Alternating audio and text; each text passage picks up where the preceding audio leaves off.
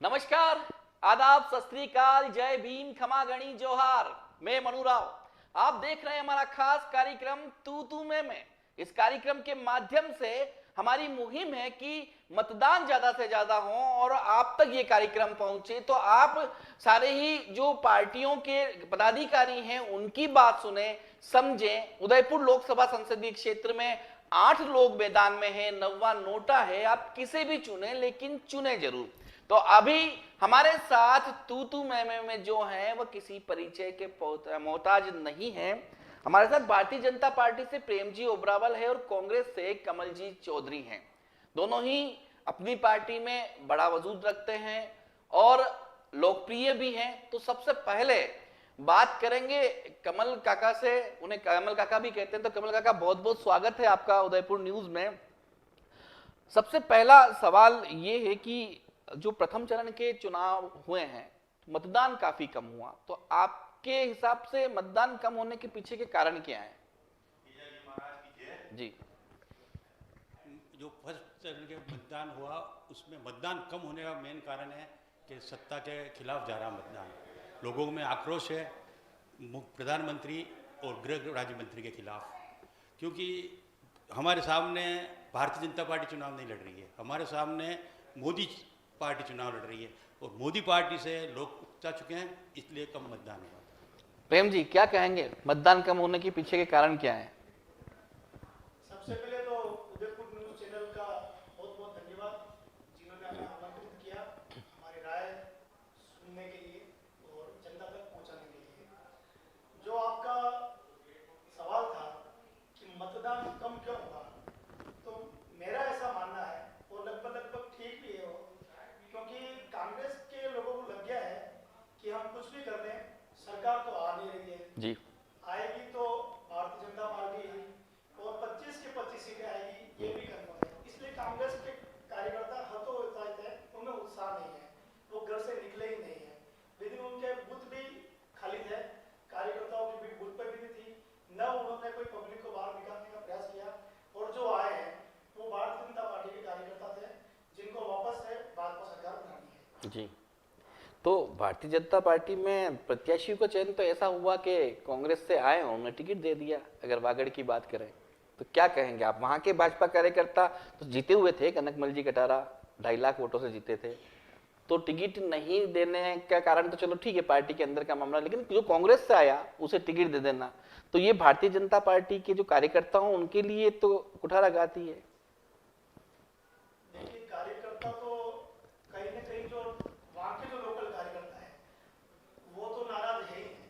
उनकी नाराजगी दिखी भी थी सोशल साइट के माध्यम से, मीडिया के माध्यम से मैंने भी देखी थी कि भाई जिसको हम हमेशा जिसका हम विरोध करते आए, आज अगर वो मंच पर आकर बैठेगा और हम उनका सम्मान करेंगे या ताली बजाएंगे तो वो उनको स्वीकार नहीं है।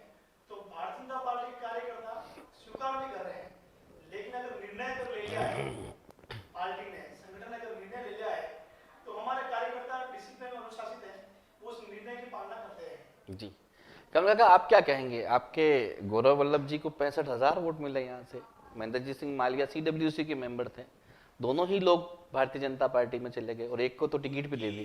कोई मजबूरियां रही होगी, उनके कोई भ्रष्टाचार रहे होंगे, ईडी, इनकम टैक्स वगैरह के छापों के डर से, या फिर उनकी लालसा कुछ इतनी ज़्यादा थी कि हमें हर चीज़ हमें मिले, तो इसलिए उन्होंने पार्टी छोड़ी।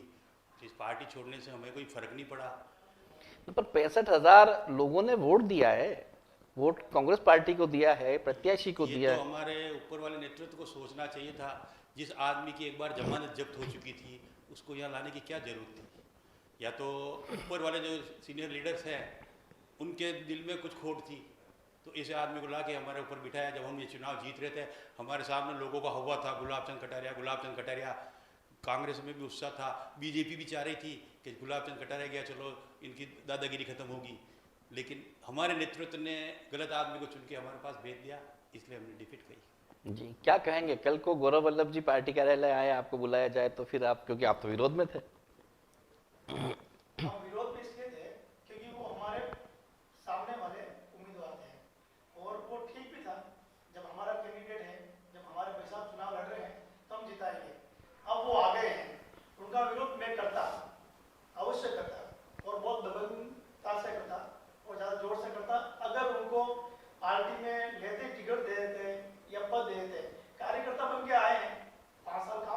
जी पार्टी को देखना पड़ेगा, 5 साल काम करो, फिर अगर जरूरत लगे तो दो, कोई दिक्कत नहीं है।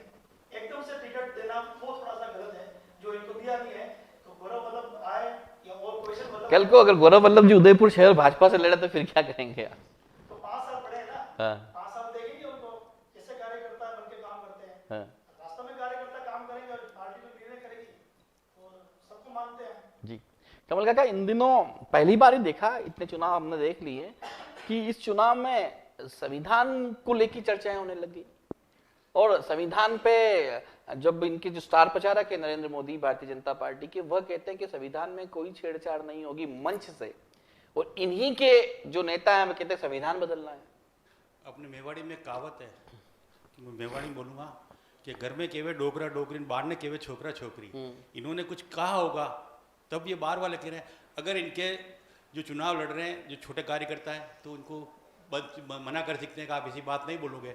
इन्होंने कहीं ना कहीं तो ससुका छोड़ा है कि आरक्षण खत्म करेंगे, संविधान चेंज करेंगे, इसलिए लोगों में आक्रोश है, लोग संगठित हो रहे हैं कि संविधान चेंज कर देंगे, इनकी मर्जी पड़ेंगे जो करेंगे, वो भी आरक्षण खत्म कर देंगे।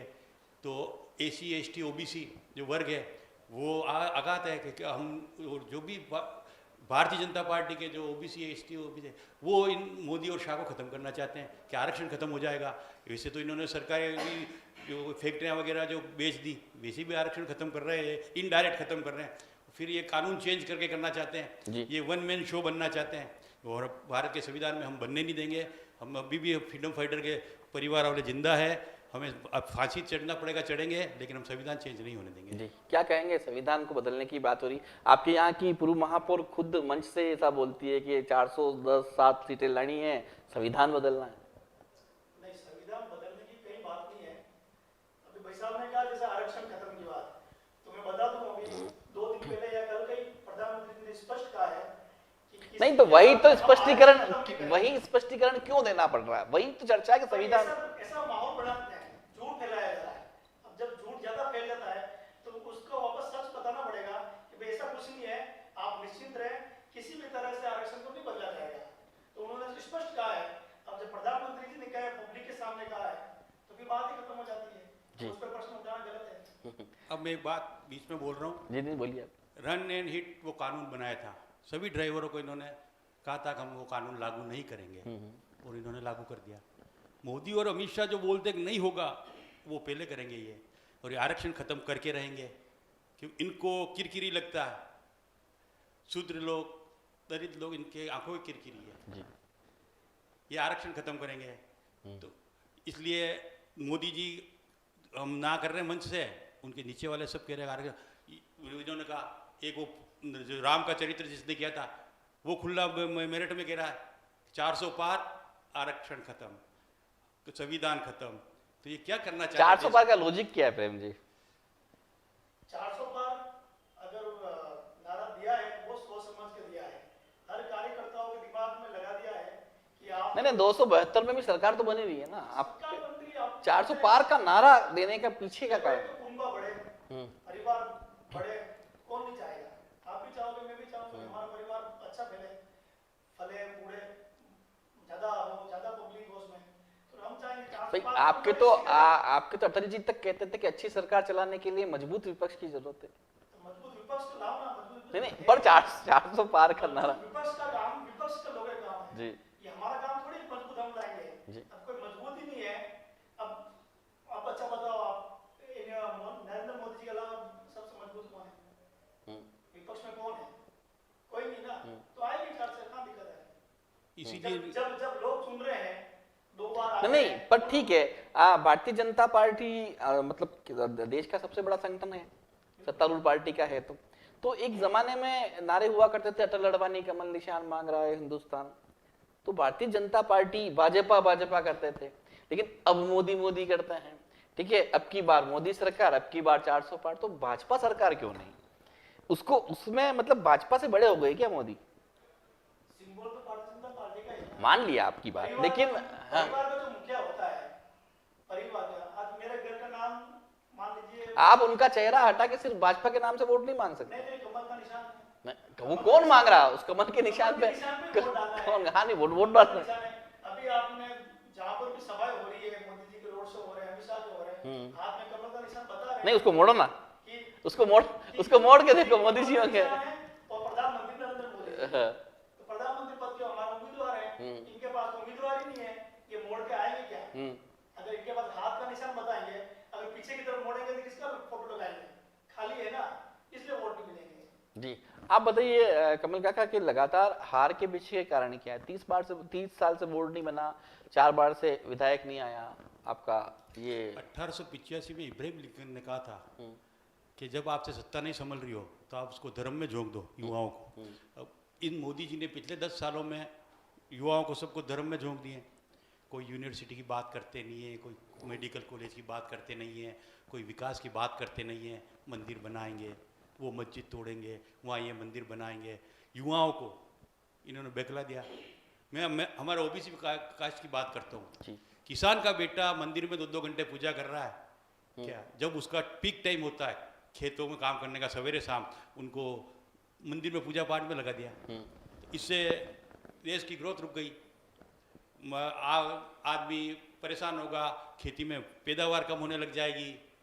और जब युवा धर्म की तरफ चला जाएगा तो आपका एक वैक्यूम खाली हो गया। आप विकास की कोई बात नहीं कर रहे हैं कि हम ये करेंगे। 47 का विजन बता रहे हैं। जब कांग्रेस ने सरकार छोड़ी थी, विकासशील देशों में तीसरे नंबर पर भारत था। आज घाना, युगांडा जैसे देशों से भी नीचे हमारी अर्थव्यवस्था गिर गई है। अब आपने किसानों के लिए जीएसटी लगा रखी है। सोने चांदी पे 1.5%, सोने पे 3%, हीरे पे 1.5%, किसान की मशीनरी पे 28% जीएसटी लगा रखी है। आप देश को कहाँ ले जाना चाहते हैं? केवल धर्म में झोंक के और जनता को मूर्ख बना के, और आप राज करना चाहते हैं केवल। कांग्रेस के टाइम में आईएएस आईपीएस राज करते थे, चार्टर्ड अकाउंटेंट राज नहीं करते थे। आज की तारीख में चार्टर्ड अकाउंट राज कर रहा है। चार्टर्ड अकाउंटेंट वही चाहता है कि मेरा सेठ कैसे पैसे वाला बने, कहाँ घपला हो, कैसे हम निकलें। क्या कहेंगे आप? धर्म के नाम पर ही जीता जा रहा है, विकास को कहीं पीछे छोड़ दिया है।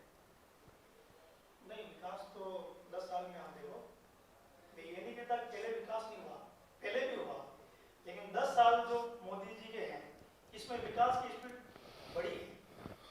आप हर जगह देख लो, प्लेटफॉर्म, सफाई में, इकोनॉमी में, आर्ट्स में, हर जगह इंडिया आगे जा रहा है। यहाँ तक कि सेना भी बहुत मजबूत हुई है। शस्त्र हथियार खरीदने में भारत नंबर 1 पे आ गया है।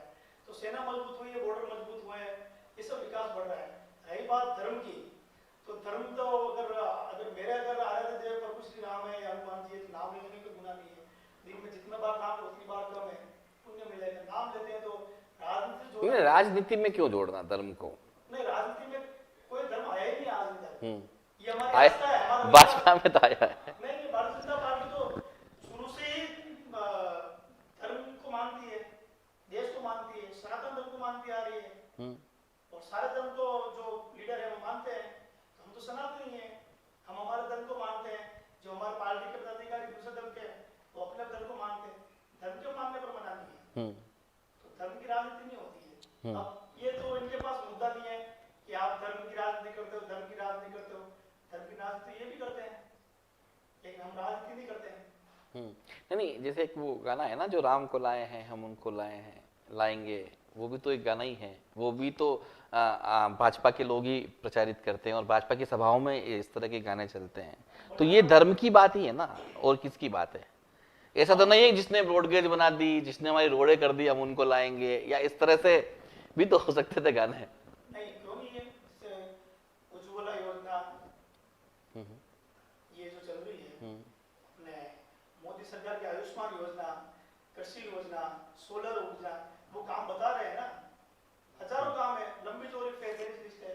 उस काम के आधार पर वोट मांग रहे हैं जी। धर्म के आधार पर कभी भी ये नहीं कहा गया कि हमने राम मंदिर बनाया इसलिए हमें वोट दो जी, कभी नहीं कहा। कोई कहा हो बताओ तो आप जी क्या कहेंगे? आप लोग जोड़ देते हो। मैं एक चीज बता रहा हूँ, जिसने राम का रोल किया था रामायण में, क्या गोविल क्या नाम है उसका, वो राम का फोटो लेके प्रचार कर रहा है। तो फिर धर्म से नाम से कैसे नहीं जुड़े हुए हैं? अरे अपने विकास से नाम से मांगो। आप कह रहे हैं कि सेना ने बहुत तरक्की कर ली, आपने अग्निवीर पैदा कर दिए। अग्निवीर का पिछले 10 साल बाद काम क्या होगा? गुंडागिरी, दादागिरी करना। उन परिवार से पूछो, उन मार्शल कौमों से पूछो जिनके परिवार के लोग सेना में, कि सेना क्या चीज होती है। अग्निवीर बना दे साहब, बाप तो अभी तक नौकरी कर रहा है, सेना में और बेटा अग्निवीर होकर फ्री होकर घर पे आ गया, उसको हथियार चलाने की ट्रेनिंग दे दिया आपने, उसको नौकरी नहीं मिलेगी तो वो हथियार चलाना तो सीख ही गया है, तो अब आप जाओ, देश कहाँ जाएगा? क्या कहेंगे, 4 साल की नौकरी मिलती है अग्निवीर में और उसके बाद तो मतलब वो फिर उसका भविष्य ही क्या रह जाएगा? 4 साल की नौकरी उसको थी, दी है अग्निवीर में। उसके बाद में सरकार ने एक एजेंडा फिक्स कर रखा है कि जहाँ पर भी वो गवर्नमेंट अप्लाई करेगा, जहाँ पर भी नौकरी में जाएगा, सर्वप्रथम उसको प्राथमिकता दी जाएगी जो अग्निवीर होगा, तो 100% उसको नौकरी वापस मिलनी। उसका ये 4 साल व्यर्थ नहीं जाने वाला, प्लस उसकी सैलरी और प्लस 4 साल बाद में उसको जो फंड मिल रहा है वो काम भी आ रहा है, और नौकरी में प्राथमिकता भी उसी को मिलेगी। तो कहीं कोई खिलवाड़ नहीं है, ये भ्रम फैलाया जा रहा है कि 4 साल बाद में आप घर बिठा दिए गए। 4 साल बाद में आदमी अगर 26 साल में कहीं गवर्नमेंट नौकरी की अप्लाई करेगा तो उसको प्राथमिकता दे रहे हैं, और लग भी गई है काफ़ी लोगों की।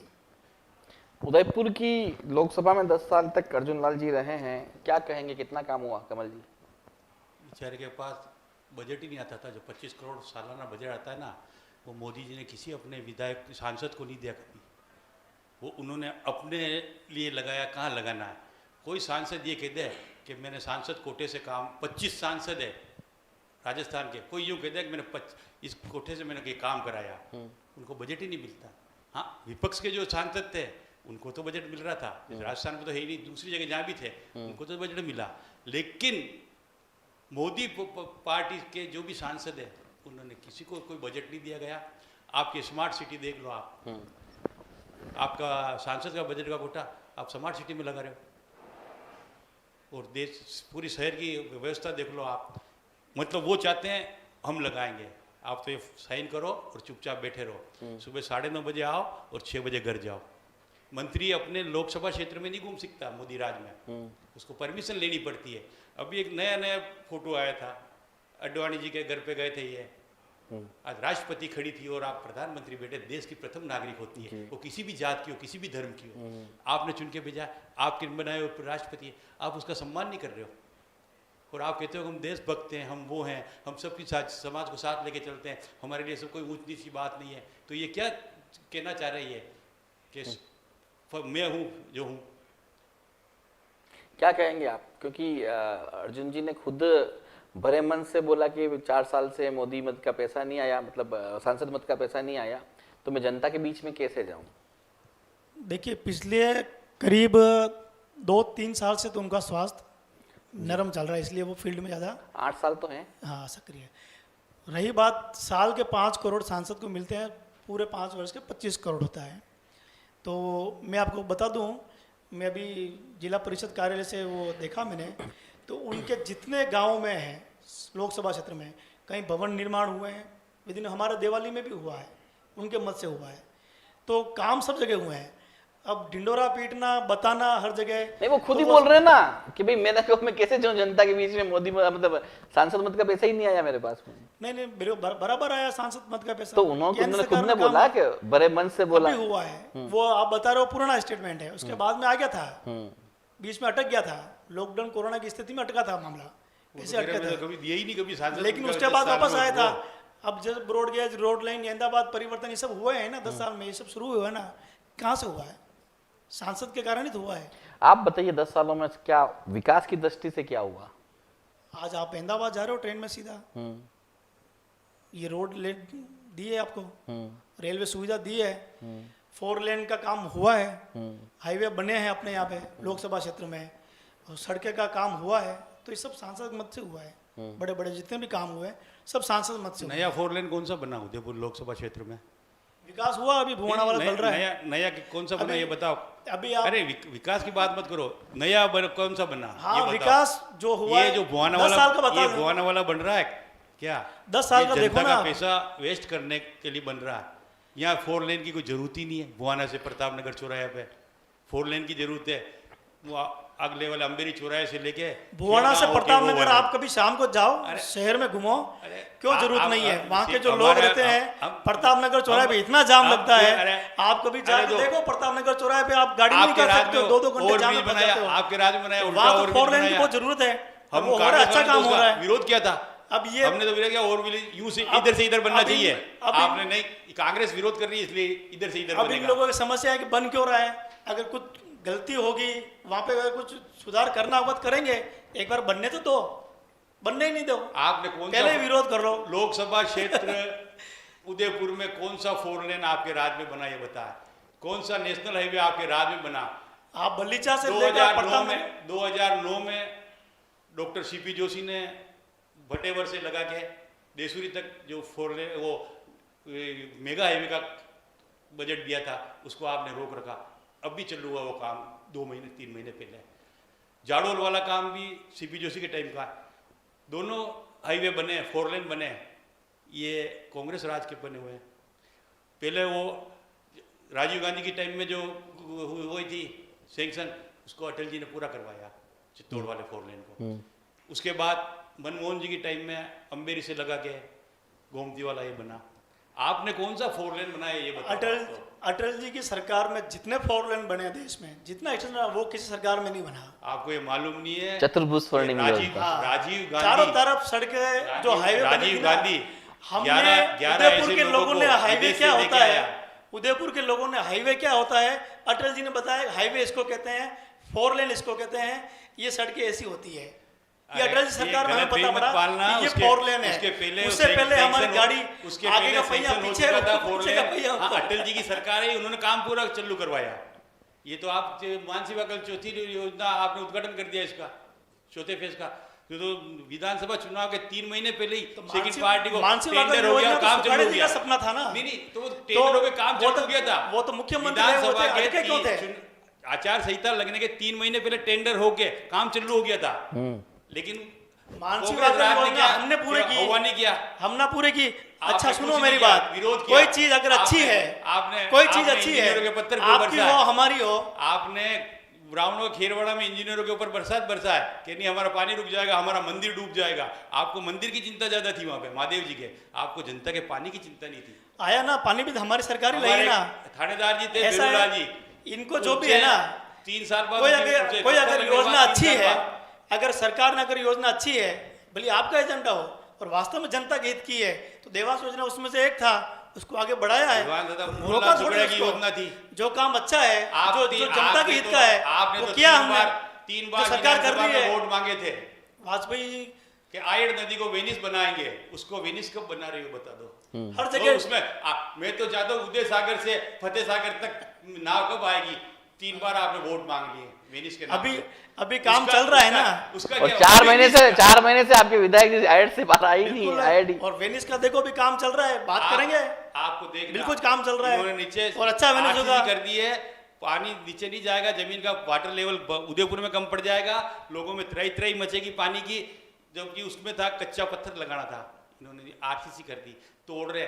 बीच में पुला में इन्होंने इंडिकेट बना दिया, पूरी देवालय का गंदा पानी गया, जब बदबू मारने लगा उसको वापस तोड़ा, कोर्ट का नाली बना रहे। कोर्ट के नियम है, नियम के अनुसार कार्य हो रहा है। पानी की मटकी जीएसटी का जो मेंबर है, बरसात तो अभी आ जाएगी, सारा माल तो चला जाएगा उदय सागर की तरफ, इतना वजह से पड़ता है। उसी हिसाब को ध्यान में रख के काम हो रहा है, क्योंकि शमशान के पास के पीछे से अगर देखें तो पूरा अजीब सा लग रहा है।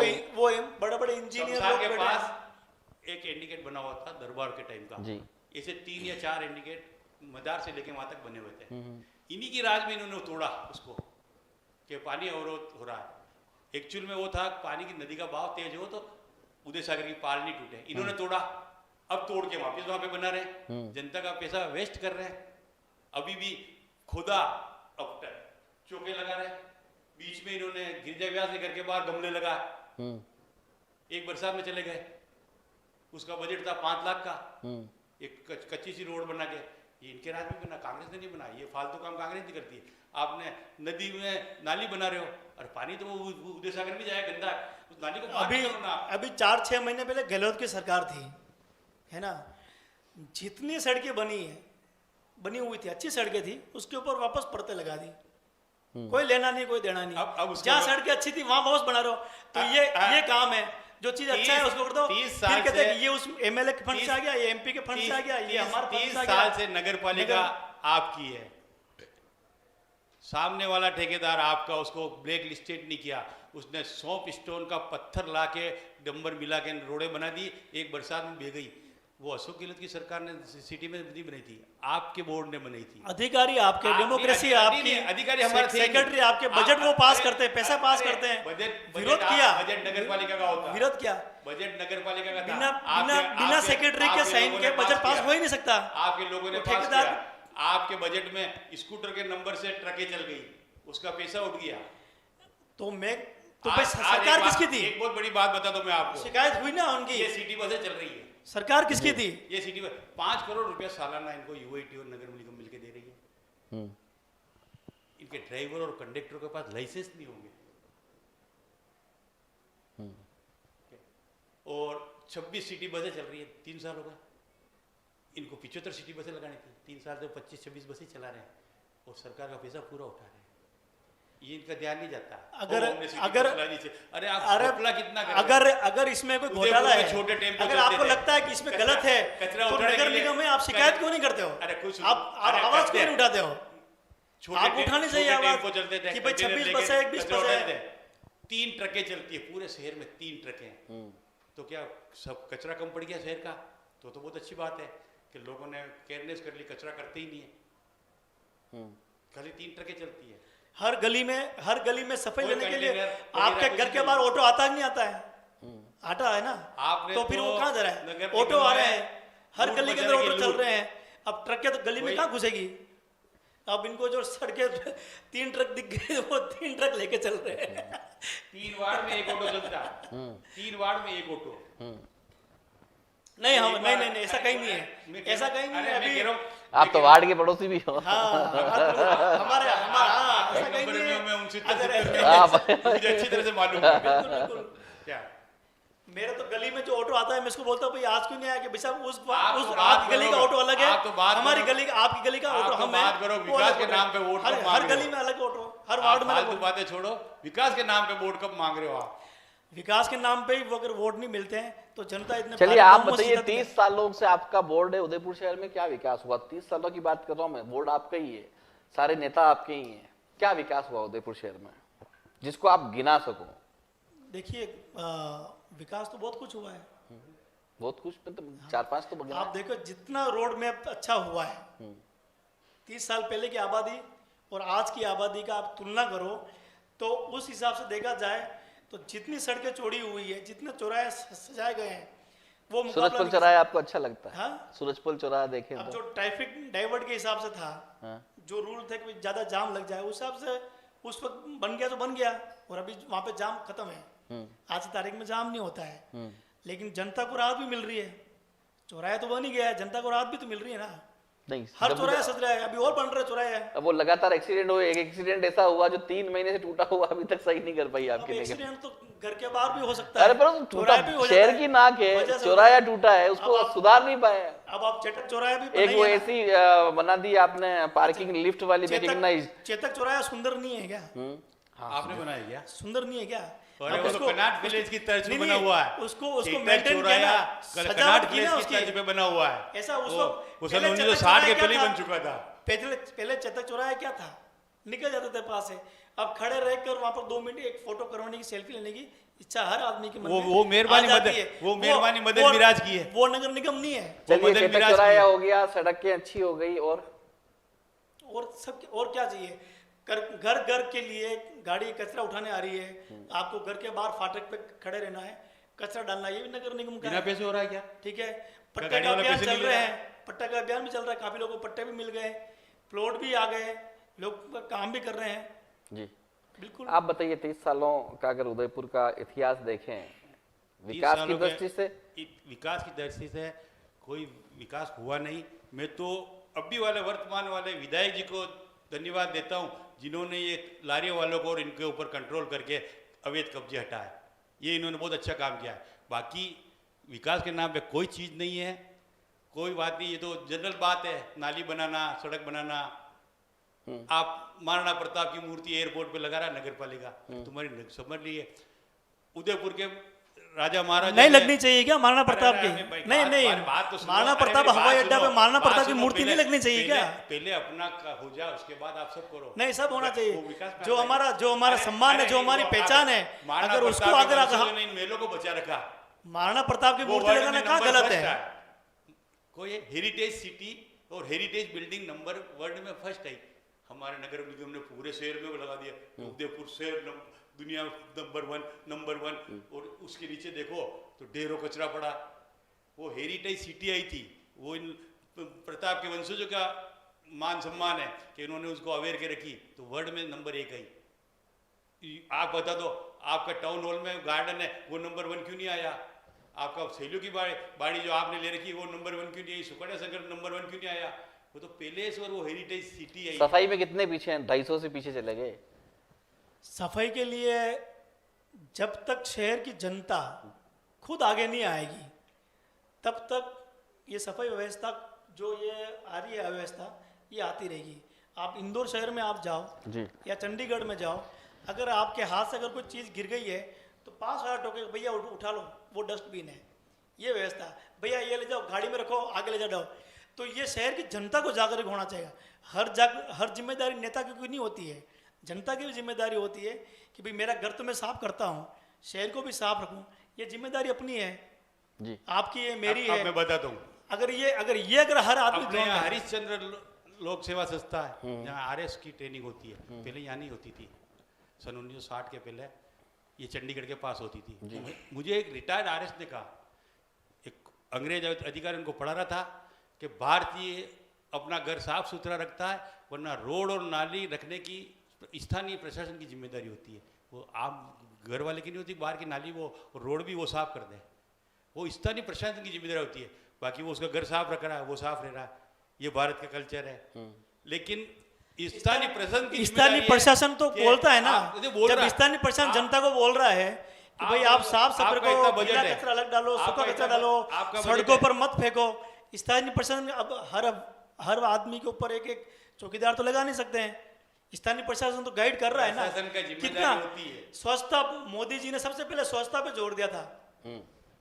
शुरुआत में स्वच्छता पे जोर दिया था, उसके बाद स्वच्छता रैंकिंग सुधरी है, बिगड़ी नहीं है। मोदी जी की आज को आपको हर जगह साफ सफाई मिलती है। सफाई पहले जो थी, आप सड़कों पे जो कचरा था, आप हरी डाली कंटेनर डाल पड़े के, रहते थे, कचरा डाल के गंदगी वहाँ पड़े पे रहते थे। उदयपुर में ऐसा हुआ हाँ, है कि कंटेनर आपके पड़े- नेता आने से पहले कचरा आता कचरा है खुद डालते हो, आपके फिर उसको झाड़ू से उठाते हो।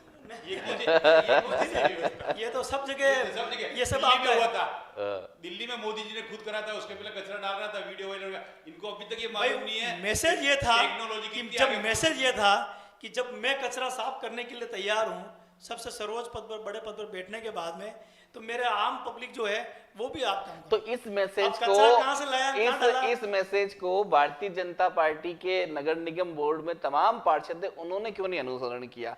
उनके वार्ड में मान लो पिछोला आता है, फतेह सागर आता है, गुलाब बाग आता है, तो वो खुद भी तो रोज जागरूक होते हैं।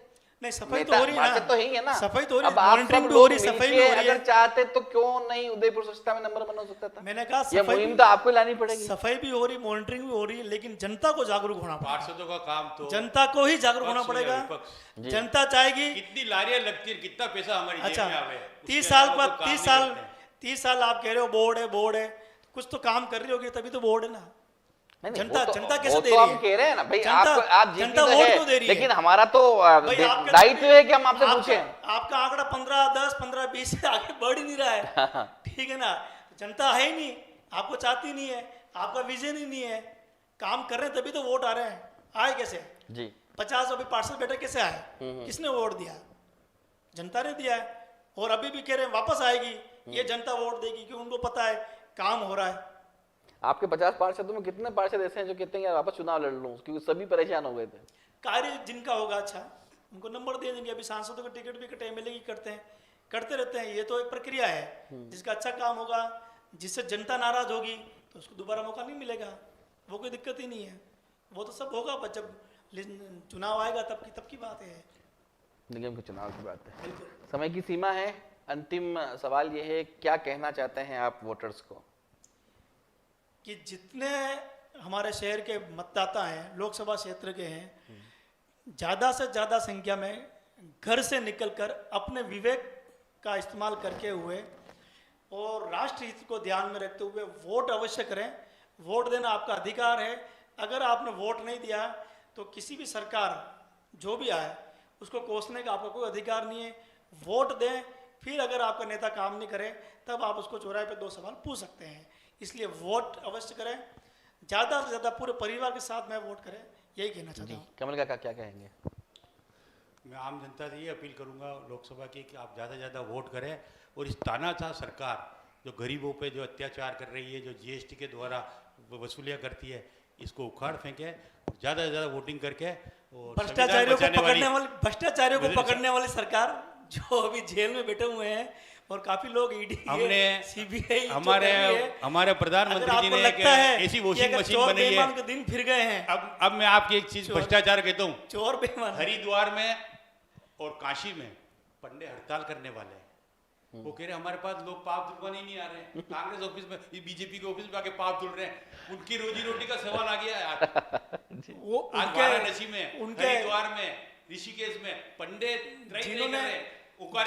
जिन्होंने घोटाले किए हैं वो जेल जा रहे हैं और अभी और बहुत जेल जाने वाले हैं। अच्छा, जो अगर जनता को लगता है, अगर जनता को लगता है कि जितने घोटालेबाज हैं सब जेल में, सब जेल में जाएंगे, ये लिस्ट बताओ वापस आ जाएंगे। घोटालेबाजों की जो आपने कितने करोड़ को टिकट दे दिए।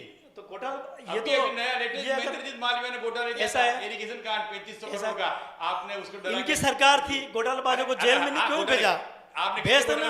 कांग्रेस सरकार की लिस्ट उठा के देख लो, हिम्मत चाहिए, लिस्ट उठा के देख लो, कितने घोटालेबाजों पर हाथ डालने के लिए हिम्मत चाहिए। एक बात बताता हूँ, रेल मंत्री, एक परिवार का आतंक इतना था कि सीबीआई घर से बाहर नहीं निकलती थी।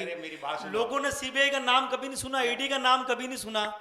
10 साल में ईडी का नाम भी सुना, इनकम टैक्स का नाम भी सुना, सीबीआई का नाम भी सुना। वो इसलिए सुना कि ये स्वतंत्र एजेंसियां अपने हिसाब से काम करने लग गई।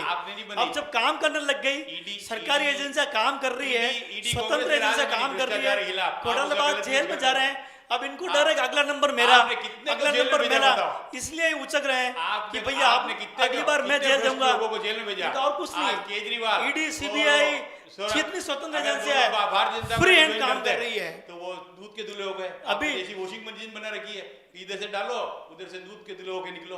आपने एक भी भ्रष्टाचारी को सजा की हो या उसको जेल में बंद किया? आपके जितने भ्रष्टाचारी जेल जा रहे हैं वो सब सजा में तो गए, कांग्रेस राज्य में कोई नहीं गया। तो रेल मंत्री के बाणेज ने खाली एक जने से रिश्वत मांग ली थी, तेरी नौकरी लगवा दूंगा, उसी वक्त रेल मंत्री का इस्तीफा लिया था। आपने तो कांग्रेस राज के घोटाले, कांग्रेस राज के घोटाले गिनाते आपका समय खत्म हो जाएगा। अब वो घोटाले आप खुल रहे हैं। ऐसी अभिनेत्री को टिकट दिया, 20 साल पुराने घोटाले खुल रहे हैं और मैं उनकी गिलेरी हूँ। 20 साल पुराने घोटाले खुल रहे हैं, अब जेल जा रहे हैं। स्वतंत्र एजेंसियां, मैं कह रहा हूँ कभी ईडी का नाम 10 साल पहले हमारे मुंह पे आता ही नहीं था। आस्था की चीज है, ईडी को एजेंसी है, में रखिए उसको, स्वतंत्र की बात करिए। स्वतंत्र एजेंसी जितनी है आप कहते वो 10 साल में जितना उनको फ्री हैंड काम किया है, इनकम टैक्स हो, ईडी हो, सारों ने खुल के काम कर रही है। गुरुकुल खोलने के लिए अभी देखो कल गिरफ्तार हुए हैं, गिरफ्तारी बराबर हो रही है, निरंतर हो रही है। अब इनकी बौखलाहट ये है, अब ये कह रहे हैं कि आप एक गिरफ्तारी बंद कराओ, अब आप गिरफ्तारी बंद कराओ, बंद करो, चुनाव है, गिरफ्तारी बंद करो, हमारा चंदा का उपयोग करने दो, जो बता दो आप हमारे पैसे का उपयोग करने दो। अरे भाई जब बेईमानी का पैसा उपयोग कहाँ से करने दो? युवा लड़कों को बेईमानी पैसा है। 10 दिन तो युवा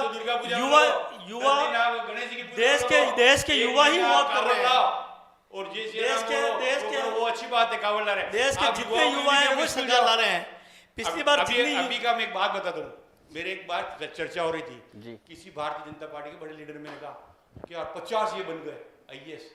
मैंने कहा आप आपके लड़के को क्यों भेज रहे हो कावड़ लेने? आप आपके लड़के को स्कूल भी नहीं भेज रहे हो, आप उनको अपने लड़कों को कावड़ लाने में, ये गरबा खेलने में इनमें क्यों लगा रहे हो? स्कूल भेजो, वो बन गए तो वो पढ़ रहे हैं।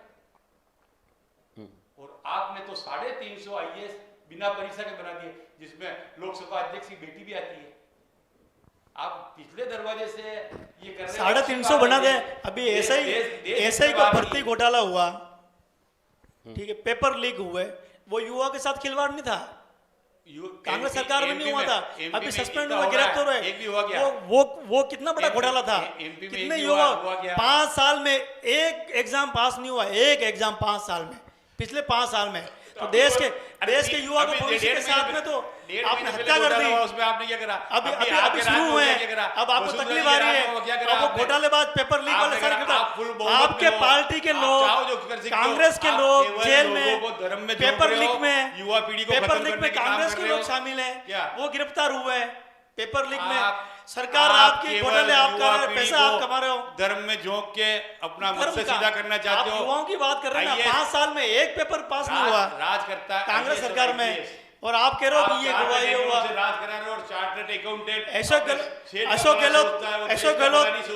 अशोक गहलोत ने जितना युवाओं के साथ में धोखा दिया है, जितना युवा को धोखा दिया है, जितना उनका भविष्य के साथ में खिलवाड़ किया है, 5 साल में एक एग्जाम पास नहीं हुआ, एक एग्जाम सक्सेस नहीं हुआ, इसको क्या कहते हैं आप?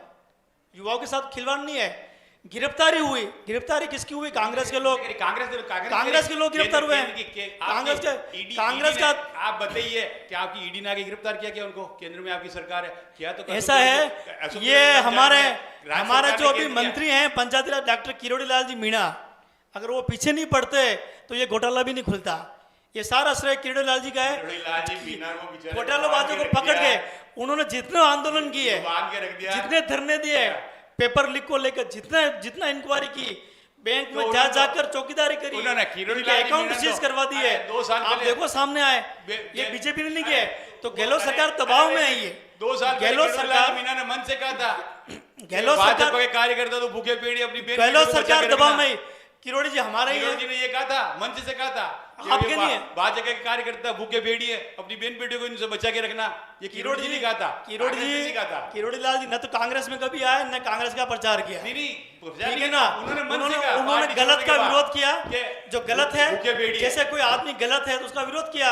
हिम्मत होनी चाहिए, सही को सही बोलना, गलत को गलत विरोध करना। गहलोत सरकार, पूरी गहलोत सरकार को अगर खत्म किया है पेपर लीक के मामले में, तो किरोड़ी लाल जी का श्रेय है, और मैं दावे के साथ में कह सकता हूं। अपील करिए सर, आपकी अपील क्या है जनता से? मैं तो जनता से ये अपील करूंगा कि देश बचाने के लिए, संविधान बचाने के लिए, और मैं एक ओबीसी का होते हुए कि आरक्षण खत्म नहीं हुए, इसके लिए आप ज्यादा से ज्यादा वोटिंग करें और देश आरएसएस खत्म नहीं होना चाहिए जी। तो ये थे प्रेम जी ओबरावल और कमल चौधरी जी, जिन्होंने अपने विचार रखे, पूरी बेबाकी से अपनी बात रखी। 26 अप्रैल को द्वितीय चरण के मतदान है। हमारी अपील है कि आप ज्यादा से ज्यादा मतदान करें और उदयपुर एक मिसाल बने कि उदयपुर में सबसे ज्यादा वोटिंग हुई है। नमस्कार।